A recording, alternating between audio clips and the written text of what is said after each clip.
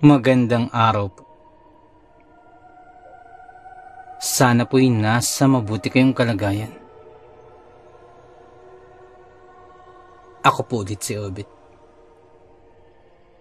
At ito na po ang pagpapatuloy ng kwento ng Ang Pangarap Kong Panabong. 25 tagpo. Pakinggan natin. Napabalikwas ako sa aking hinihigaan. Isang panaginip. Subalit, hindi maganda. Sa aking panaginip, ay kitang-kita ko si Bagsik. Subalit, nasa kamay siya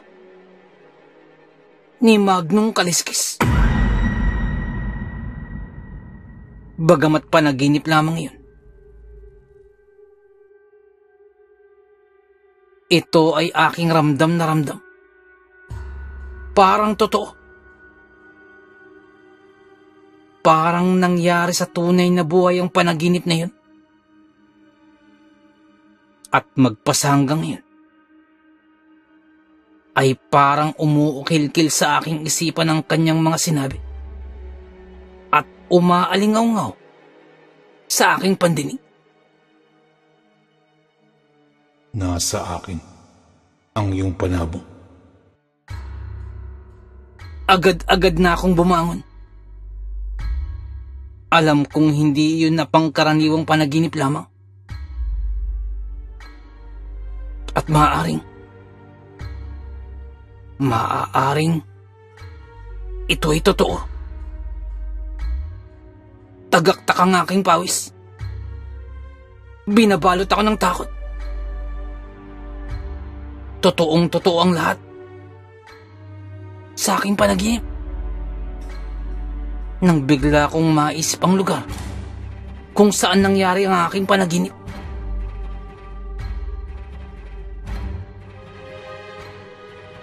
Nais kong tunguhin yun. Pagkatingin ko sa aming paligid, ay madilim pa. Subalit hindi ko na alintana yun sapagkat mas matindi ang pagkabog ng aking dibdib. Kagayang-kagaya kung papaano ko nararamdaman ito kahit sa panaginip ko kanina. Hindi yun basta panaginip lamang. Naniniwala akong ito'y totoo. Agad-agad ay lumabas na ako ng bahay at tinungo ko ang lugar ng aking napanaginipan. Nasa bukid si Bagsik. Naroroon din si Magnong Kaliskis. Mga bagay na nasa aking isipan. At wala na akong ibang naiisip pa. Labo-labo man ang aking nararamdaman. Iisa lang ang nais kong gawin. Sa bukid, doon ang magiging katugunan ng aking mga katanungan. Tumakbo na ako ng tumakbo hanggang sa nararamdaman ko ng aking paghingal. Humahangos. Subalit hindi ako huminto sa pagtakbo. Hanggang sa namalayan ko na lamang na nasa harapan na ako ng aming bukid. Pagkatingin ko ay bahagya akong natigilan. Sapagkat hindi ganito. Hindi ganito ang itsura ng bukid na aking napanaginipan. Ngunit nagpumilit pa rin ako. Nagbabaka sakali at naghanap sa aming bukid. Subalit wala akong nakita. Hindi talaga itong nasa aking panaginip. Tumingin-tingin pa ako sa paligid. Ang aming bukid ay may 3 maliliit na bahay kubo na nagsisilbing pahingahan namin, lalo na kapag kasagsagan na ng tag-init. Kagaya ng aking nakikita ngayon. Subalit sa aking panaginip kanina ay walang ganong mga kubo. Magkaiba sila. Malayo ang itsura ng lugar kumpara sa aking napanaginipan. Ngunit sinubukan ko pa rin maghanap. Ngunit panay mga pananim lamang ang aking natanaw. Wala si Bagsik dito. Pero buo pa rin ang aking paniniwala na hindi lamang yun basta panaginip. Ngayon ay kahit papano ay meron na akong pwedeng pagtanungan kung saan maaaring hanapin si Bagsik. Pagkabalik ko sa amin ay nakasikat na ang haring araw. Pagkapasok ko sa aming bakuran, ay tila inaantay na pala ako ng aking pamilya. Naririto na pala si Kuya. Kuya, saan ka galing? Tanong sa akin agad ng mga nakababata kong kapatid. Tila nagtataka sila kung saan ako nanggaling. Saan ka galing, Estong? Inahanap mo ba si Bagsik? Takang-takang tanong nila tatay sa akin pagka-uwi ko. Inahanap mo ba si Bagsik? Saan ka nagtungo? Tanong pa sa akin ni Kuya Ando. Ako naman ay tahimik lamang. Napakaraming bagay ang bumabagabag sa aking isipan. Pero iisa lamang ang aking nasisiguro. Si Magnong Kaliskis. Dahil doon ay nagtanong ako kay tatay. Tay, saan ko ba matatagpuan si Magnong Kaliskis? Tanong ko. Biglang napakunot ang noo ni tatay sa akin. Napatingin. At maya-may napatingin din kay Kuya Ando si tatay na tila nagtatanong. Magnong Kaliskis? Bakit? Bakit mo hinahanap si Magnong Kaliskis? Tanong ni tatay. Isa siyang bantog na mananari. Pero matagal na yung panahon. Hindi ko nga alam kung buhay pa ang mananari na yun. Tugon ni tatay. Buhay pa siya, tay. Tugon ko. Ano ka, Maestong? Tugon ni tatay. Nang magsalita naman si Kuya Ando. Totoo, tay. Buhay pa si Magnong Kaliskis. Katunayan, nakita pa namin siya nung nakaraan lamang. Dagdag pa ni Kuya. Ganun ba? Buti nagsasabong pa siya. At kaya pa ng kanyang katawan. Tugon ni tatay. Oo, tay. Nagsasabong pa siya. Ngunit bukod doon, ay hindi siya tumanda. Katunayan ay mukhang magkasing idaran lamang kayo. Tugon pa ni Kuya Ando. Napawang na lamang ang bibig ni tatay. Hindi maaari. Hindi maaari yun. Napakatagal ng panahon na yun. Nung naging bantog siya. Tanda ko'y binata pa lamang ako. Doon ko'y madalas na naririnig ang pangalan niyan. At kung hindi ako nagkakamali, mas matanda pa yan si Mandong Kaliskis kay lolo mo. At hindi maaaring hindi siya tatanda. Sambit pa ni tatay. Dahil doon ay nagsalita si Kuya Ando. Totoo yun, tay. At hindi lamang ako. Maging si Estong ang nakakita.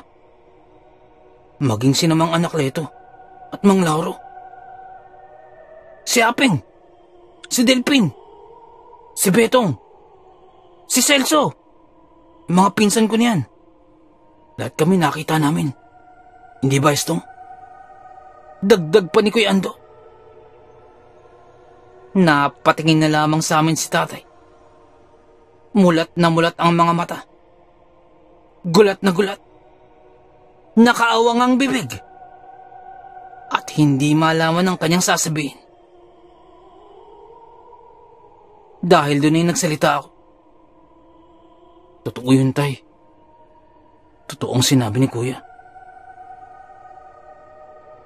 Nakita namin si Magnong Kaliskis. Sambit ko. Paanong nangyari yun? Paano? Nagtatakang tanong muli ni tatay. Maging kami ay hindi namin alam ang isasagot. Nang magsalita pa si tatay. Taga Estong, bakit mo siya hinahanap? Tanong pa ni tatay. Dahil din ay nagsalita naman si Kuya Ando. Kaya nga, Estong, bakit mo hinahanap si Magnong Kaliskis? Dagdag pa ni Kuya Ando. Ako naman ay nagdadalawang isip. Kung sasabihin ko ba sa kanila ang aking napanaginipan. Dahil baka kung sabihin ko to sa kanila, ay maging dahilan upang lalo kong hindi makita si Magnong Kaliskis. At lalong hindi ko makita si Bagsik. Dahil doon ay hindi ko yung tuwirang sinagot. Tay, Kuya Ando, paumanhin pero hindi ko muna maaaring sabihin sa inyo ang dahilan. Pero malalaman niyo din. Subalit hindi pa ngayon. Kinakailangan ko siyang mahanap. Sa lalong madaling panahon, naging tugon ko na lamang. Wala akong masyadong alam sa pagkatao ni Magnong Kaliskis. Bata pa ako nung naririnig ko ang kanyang pangalan eh. Sambit pa ni tatay. Nang magsalita naman si Kuya Ando. Tay, baka si Lolo. Baka siyang nakakalam. Tungkol kay Magnong Kaliskis. Biglang sambit ni Kuya Ando. Dahil doon ay tinungo namin si Lolo na nasa kanyang maliit na pahingahan sa likod ng bahay. Ano? Magnong Kaliskis? Tugon ni Lolo nang tinanong namin ang bantog na mananari. Opo, Lo. Si Magnong Kaliskis po. Tanong ko pa. Sigurado ka ba? Matagal ng panahon yun. Hindi pa kayo ipinapanganak nang maging bantog na mananarian si Magnong Kaliskis. Tugon ni Lolo. Lo, mahirap ang paniwalaan pero nakita namin si Magnong Kaliskis sa sabungan nung nakaraan lamang. At ang nakakagulat pa ay hindi siya tumanda. Para lamang siyang kasing idara ni tatay. Tugon ko. Napatingin sa akin si Lolo. Gulat na gulat. At banaag sa kanyang pagmumuka ang sandamukal na katanungan. At ang pinaka namamayani ay hindi makapaniwala. Pambihira. Nung huli kong makita si Magnong Kaliskis ganon din ang kanyang itsura. Tandang-tanda ko yun sapagkat siya ang nakalaban ni Arnulfo. Siya ang nakatapat. Kaya malinaw sa akin ang mga sandaling yun. Bantog na bantog si Magnong Kaliskis ng mga panahon niya. At halos lahat ng mga mananabong ay umiiwas siyang kalabanin. Subalit sa dinami-rami ng mga mananabong ng mga panahon yun, ay si Arnulfo lamang. Ang kapatid ko. Siya lamang ang tanging naglakas loob na labanan si Magnong Kaliskis. Nagulat kaming lahat. Bukod tangi lamang siya na nilabanan ang kinatatakotang si Magnong Kaliskis. Naging kapanapanabik ang laban. Napakagaling. Subalit, doon din namin nakita. Saksi kaming lahat na naroon sa sabungan na yun. Na ang halos patay ng panabong ni Magnong Kaliskis ay muling bumangon. At saka nakalaban pang muli. Sa bandang huli ay nanaig ang panabong ni Magnong Kaliskis. Talo ang kay Puloy. Tuwang-tuwa naman kaming lahat na nakapanood. Bagamat inaasahan namin ang mananalo ay si Magnong Kaliskis, ay hindi namin inaasahan na magiging ganun kapanapanabik ang laban. Ngunit habang nagsasay ang lahat ng naroroon, ay bigla na lamang umalis si Magnong Kaliskis na nagbigay sa akin ng katanungan at pagtataka matapos yun.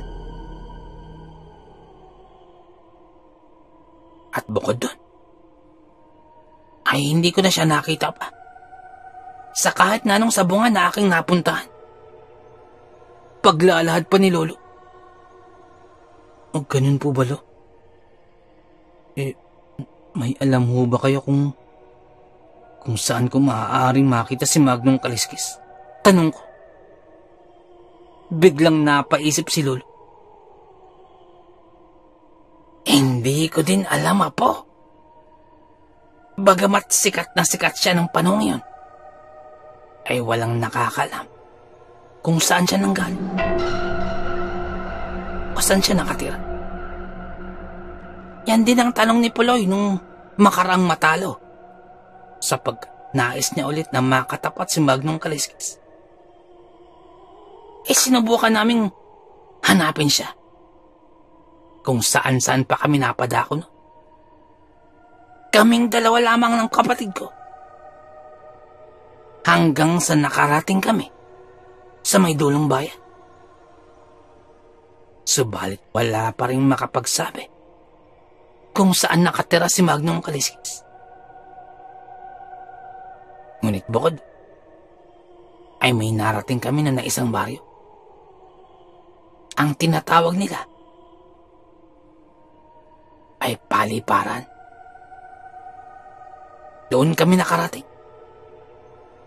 Subalit nung panahon niya, ay halos walang pumupunta doon sapagkat mahirap puntahan.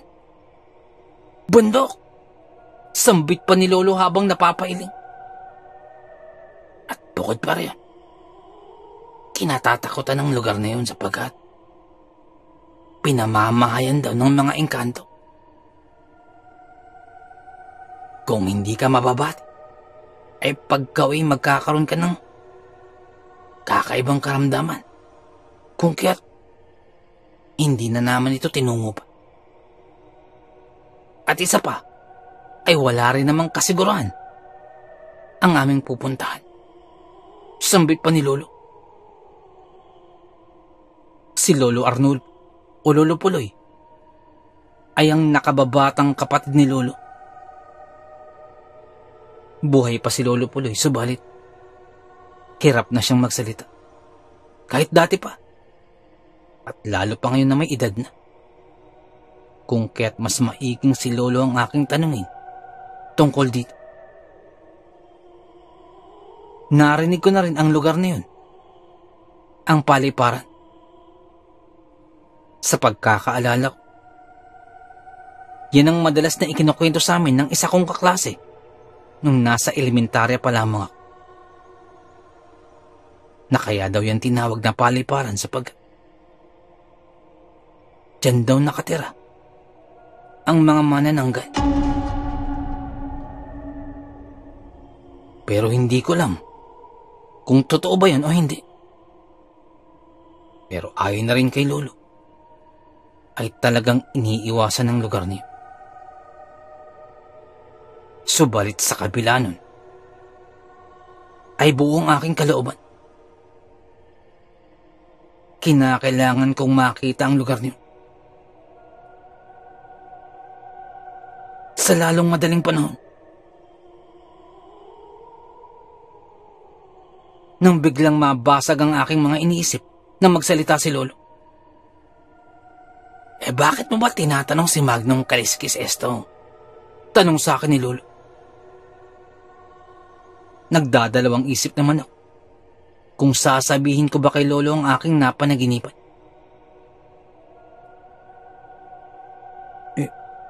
Kasi Pulo, naniniwala po ako na may kinalaman si Magnong Kaliskis. Kung nasan man si Bagsik, sambit ko. Biglang nagulat si Lolo. Paano mangyayari naman yun, Estong? Tugon ni Lolo.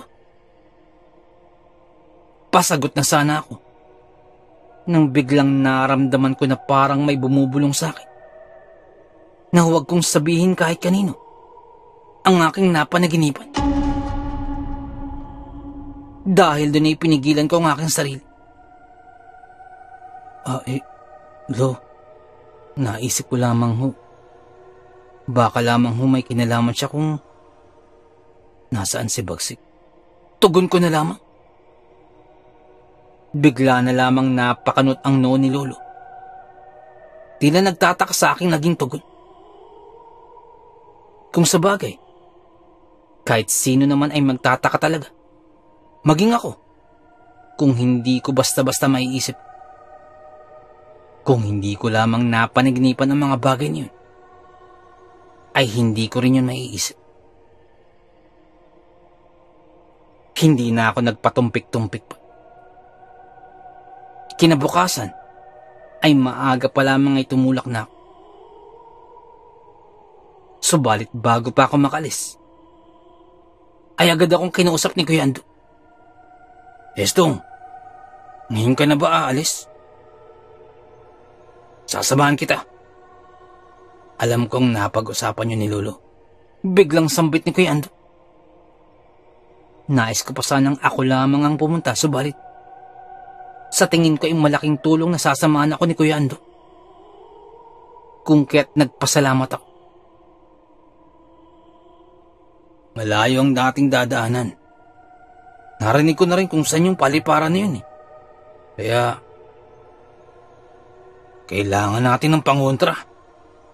Ang alam ko, maraming mga hindi pangkaraniwan na at mga hindi nakikita sa lugar na yun.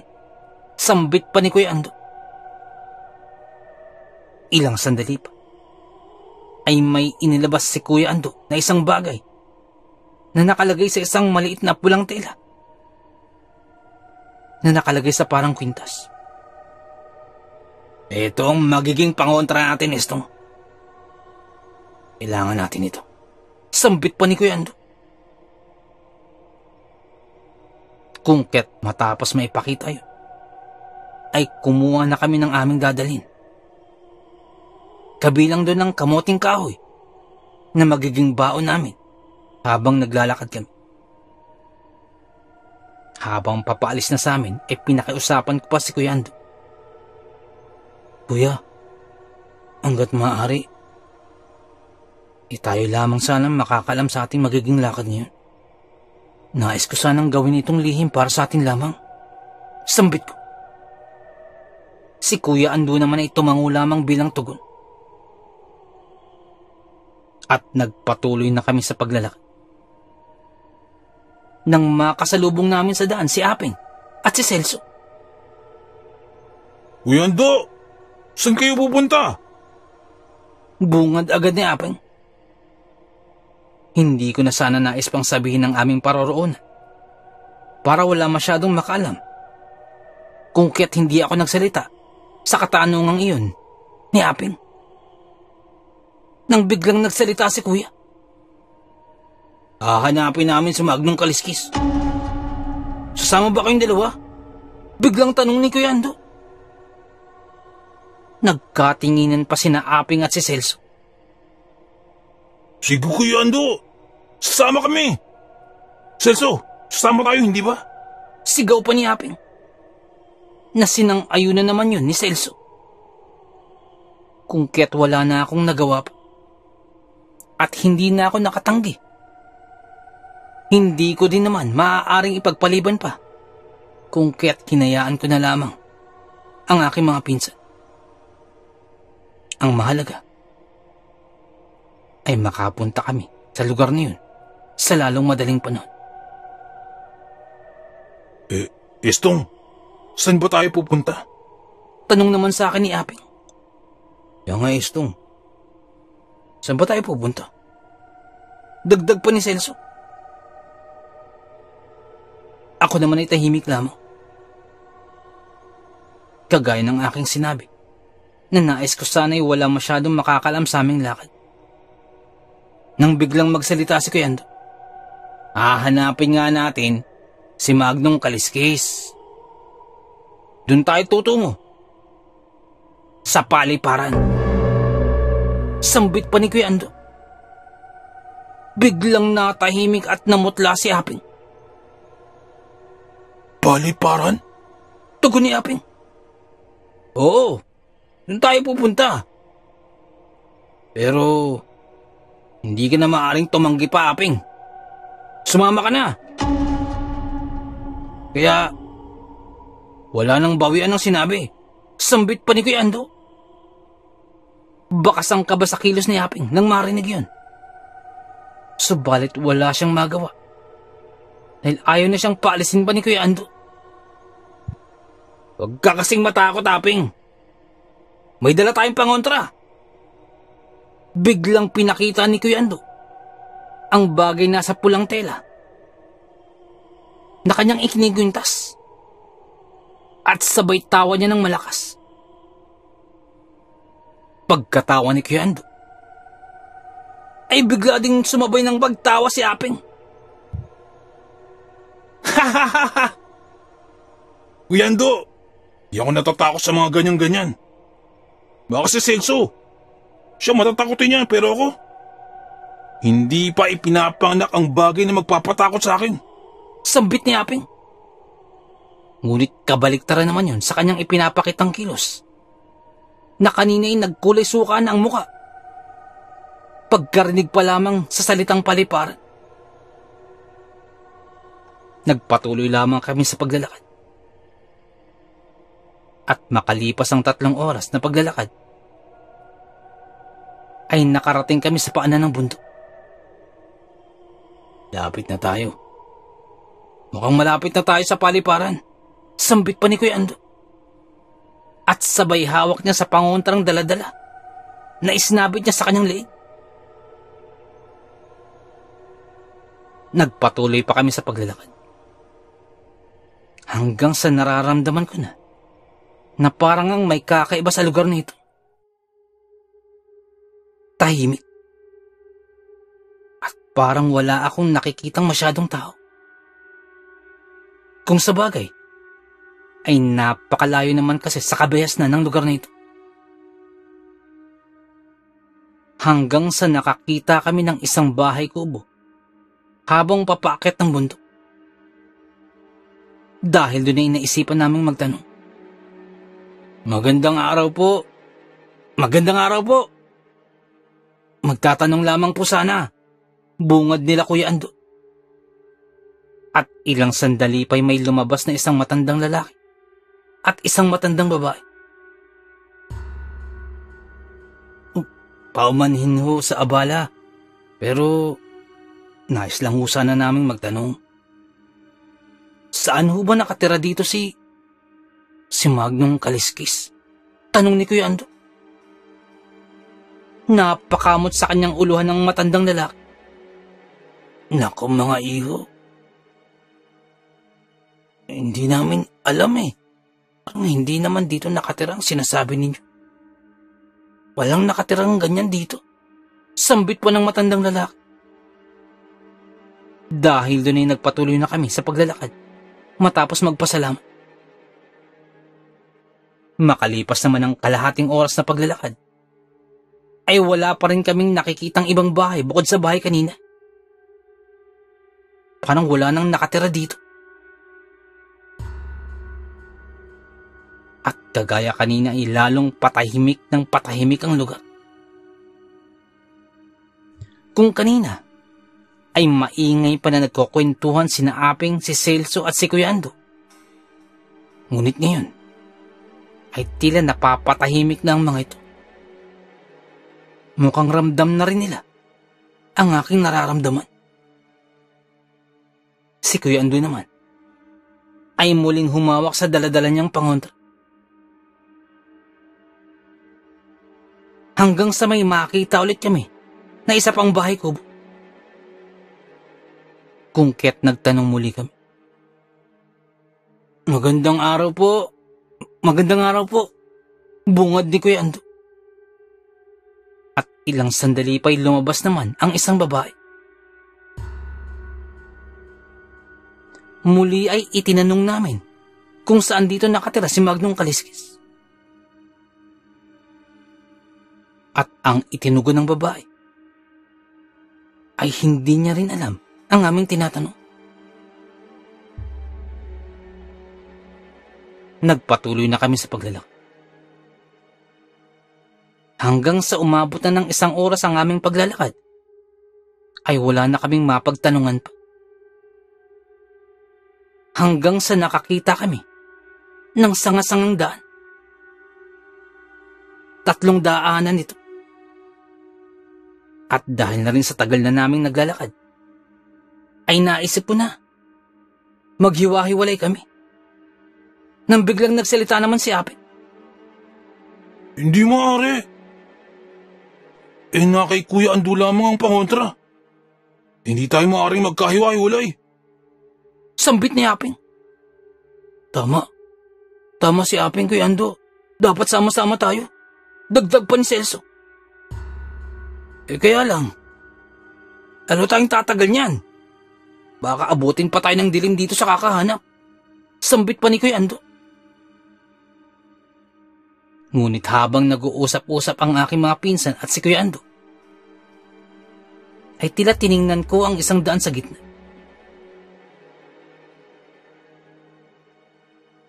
Sinubukan kong maglakad lamang ng ilang hakbang. Dahil parang may napansin ako na isang kakaibang mariposa. Nang maya-maya pa'y bumalik na ako. Pagkalingan ko,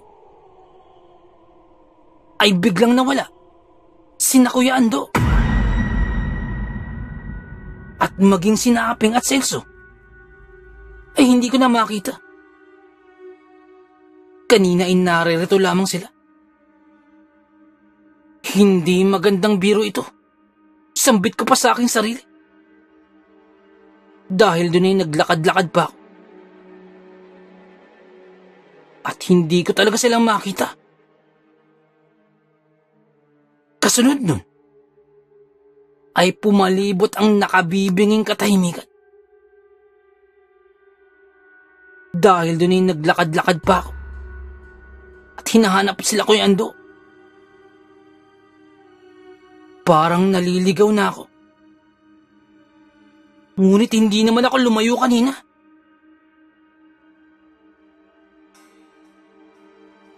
Dahil doon ay nagpalingalinga ako sa paligid. Hanggang sa nakakita ko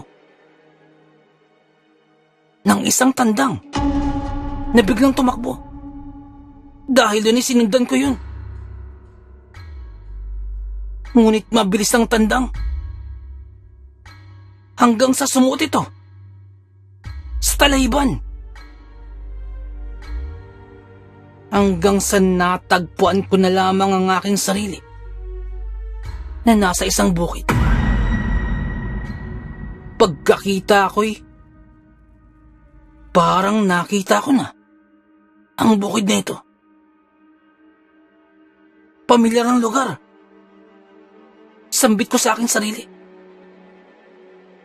Nang ilang sandali pa, ay naaninagan ko na may isang lalaking nakatayo sa bandang dulo na parang nakatingin lamang sa akin.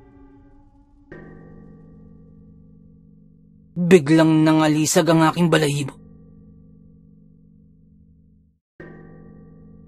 Si Magnong Kaliskis.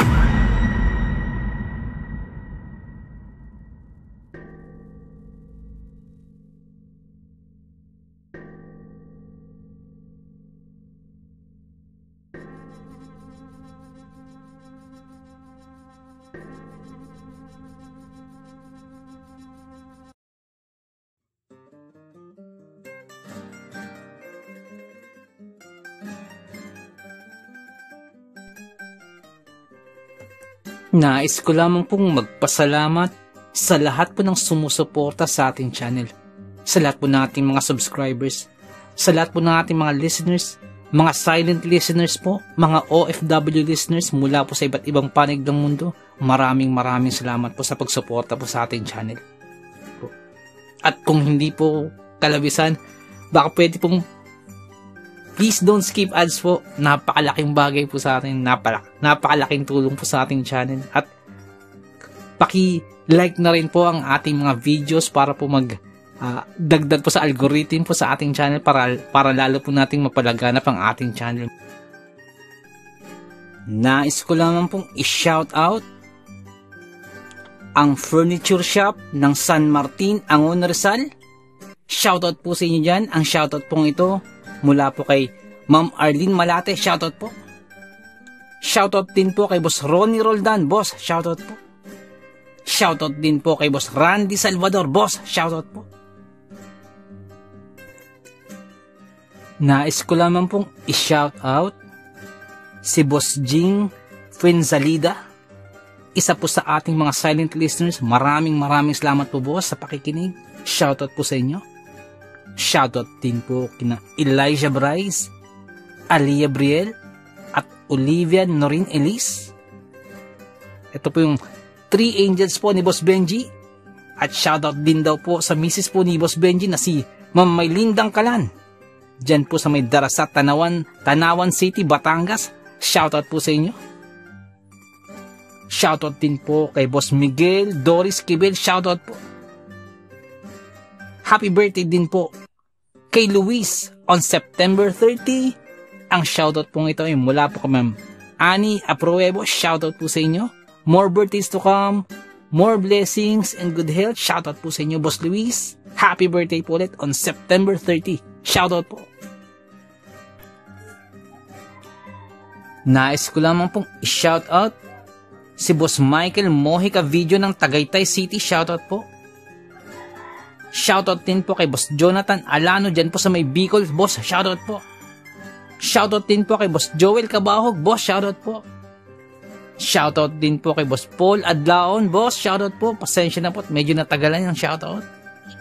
Shoutout din po kay Boss Anton Nakan, ang mabait na kaibigan ni Boss Jainodine at ang asawa ng kanyang pinsan na si Mr. Norbayan Gilong. Maraming salamat po sa pakikinig. Ang shoutout pong ito ay mula po kay Boss Jainodine. Boss, shoutout po.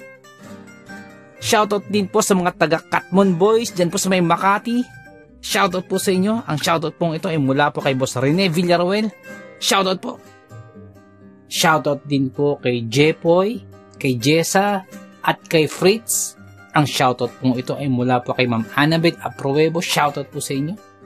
Shoutout din po kay Boss Bulag na Anghel. Boss, shoutout po. Maraming salamat po. Nais ko lamang pong i-shoutout si Boss Jimmy Kua. Shoutout po sa inyo. Maraming salamat po sa pakikinig. At shoutout din po sa may Samahang Maralita, sa mga tagapakinig po dyan. Maraming salamat po. Shoutout din po kay Boss Jesse Manresa at sa misis po ni Boss Jesse. Shoutout po sa inyo. Maraming salamat po sa pakikinig. Shoutout din po kay Ma'am Elizabeth Arnaiz. Shoutout po sa inyo, ma'am. Shoutout din po kay Boss Rex Hunter's Adventure. Boss, shoutout po. Maraming salamat po sa pakikinig. Nais ko lamang pong i-shoutout si Ma'am Janet Verga dyan po sa may Qatar. Ma'am, shoutout po. Maraming salamat po. Kay Boss Jun Tupas. Boss, shoutout po. Kay Boss Eduardo Ducay. Boss, shoutout po.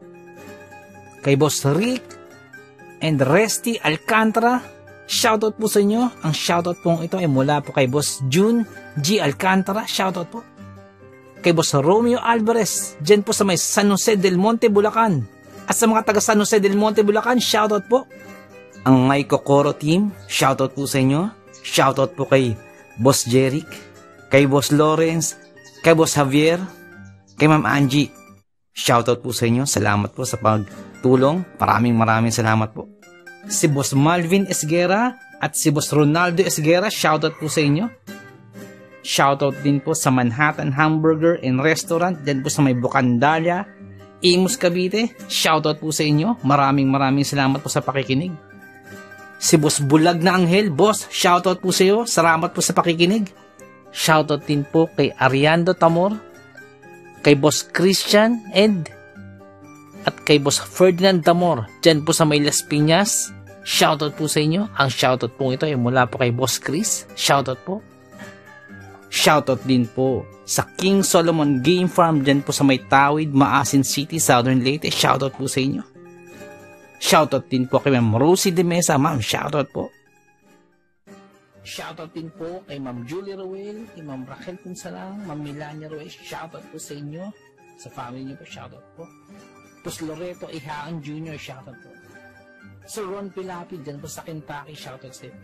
Tapos Leah Estoque, shoutout. Tapos Edison Velasco, shoutout.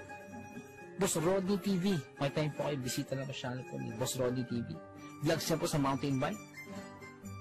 Shoutout din po kay Boss Red Rosal. Nag-livestream po si Boss Red every Wednesdays, Fridays, and Sundays. May time po kayo, bisita na po sa channel niya. Tapos Lady B, 73 dyan po sa Texas, shoutout po. Tapos Ed Uy, shoutout po. Tapos Dimples Yumi, boss, shoutout sa iyo, boss. Ma'am Liza Arcega, shoutout po. Ma'am Ivy Standian, shoutout po. Tapos Rochelle Abillar, may time po kayo, bisita na po sa channel po. Rochelle Abillar po. Ma'am Melanie Passion, shoutout. Ma'am Milagrosa Lok, shoutout. Boss Nonoyski, shoutout sa iyo, boss. At yung BFF pala ni Ma'am Jane, si Boss Hershey, shoutout sa iyo. Boss Miles, shoutout po. Boss Lord Olaivar, shoutout po. Boss Rexy Ann, shoutout po. Boss Jesse Joshua Castillo, shoutout po. Ma'am Maya Flores, shoutout po. Boss Queenie, shoutout po. Boss Alberto Liano, shoutout po. Ma'am Michelle Cedron, shoutout po. Ma'am Susan De Los Santos, shoutout po. Boss Ron, and Ma'am Lenny Fish, shoutout po sa inyo. Sir Reynaldo Silong, shoutout po. Ma'am Charlene Gumansing, shoutout po. Boss Psychic Scorpio, shoutout po. Ma'am Marianita FL, shoutout po. Boss James Channel, may time po kayo, bisita na po channel po ni Boss James. Ma'am Maribel Salcedo, shoutout po. Boss Vinci Maya, boss, shoutout po. Boss Leonardo Manalo, shoutout po. Boss Yumi Cotton TV, shoutout sa iyo, boss. May time po kayo, bisita na po sa channel, Yumi Cotton TV. Boss Yoreski Escalona, shoutout sa iyo, boss. Boss Jopay Bertuto, boss, shoutout sa iyo. Ate Peng, shoutout po. Ma'am Elaine Almera, shoutout po. Boss Supremo Proxky, dyan po sa Cavite, shoutout sa iyo, boss. Ang Bless na Baka, shoutout po. Ma'am Christy Han, dyan po sa Hamburg, shoutout po. Kaya, Sir Alex of Southern Mindanao Creep Experience, shoutout sa iyo, sir. Boss Jimmy Pandong, shoutout po. Kay Tata Estong Nestor Bauyon, dyan po sa London, shoutout po. Ma'am Mary Asilar, shoutout po, dyan dito sa UK. Boss Edward Malilin, boss, shoutout po. Boss Raymond Glover, shoutout sa iyo, boss. Ma'am Miraiza Miguel, shoutout po. Shoutout po kay Boss Ricky Gonzalez, kay Boss Bobby, kay Ma'am Milagros Gonzalez, kay Sir Romeo, shoutout po sa inyo. Boss Sai 1986 Vlog, may time po kayo, bisita naman sa channel, Sai 1986 Vlog. Boss Young's Life, shoutout. Boss Russell Ferreira, shoutout. Boss M. Slack, shoutout. Miss Jabel, shoutout po. Boss Choji D, shoutout. Ma'am Liza Arcega, shoutout po. Ma'am Selena Rawato, shoutout po. Boss Francis Maula, shoutout po. Boss Stacy Vlog, dyan po sa Spain, shoutout po. Boss Mary Tales, may time po kayo, bisita ng channel po ng Boss Mary Tales. Ma'am Mirna Buo, shoutout po. Boss Kamandag Pigeon TV, mahilig po sa kalapati, bisita po sa channel po ni Boss Kamandag Pigeon TV. Ganun po kay Boss Titan Love TV. Boss Diggy and George, mahilig po kayo sa bedtime stories, bisita lang po sa channel po nila. Boss Horseshoe TV, mga vlogs po nila sa Japan, bisita lang po sa channel. Boss J. Palo, shoutout. Boss Pedro Tampo, shoutout po. Ma'am Maria Lizel Barro, shoutout. Ma'am Aubrey Delgado, shoutout sa iyo, ma'am. Sa family po, sa husband niyo po. Boss Camilo Aroy, boss, shoutout sa iyo dyan, sa mga taga Southern Leyte. Kay Boss Jesse ang Manuel at Horror Stories, may time po kayo, bisita lang po sa channel niyo. Boss Nico, shoutout sa iyo, boss. Boss Ron Misa, shoutout po. Ma'am Erika Tijano, shoutout po. Boss Angie Tatifuco, shoutout po. Ma'am Ana Sato, shoutout po. Ma'am Eli Cono, shoutout po. Boss Freya Sword, shoutout sa iyo, boss. Boss Resi Madrid, shoutout po. Lutong Bahay ni Ming, shoutout. Boss Wency 666, shoutout po. Boss John Reyna Zacate, boss, shoutout. Kay Ma'am Lea Velasquez, shoutout po. Kay Ma'am Shirley Carillo, shoutout po. Sa mga hindi ko nabanggit, pasensya po, bawi po ako next time. Kung naibigan po ninyo ang ating kwento, pakihit lang po ang like button, pati din po subscribe. Pakiclick na rin po ang notification bell para updated po tayo sa ating mga kwento. Kung may nais po kayong sabihin, pakiiwan lang po sa ating comment section. Maraming salamat.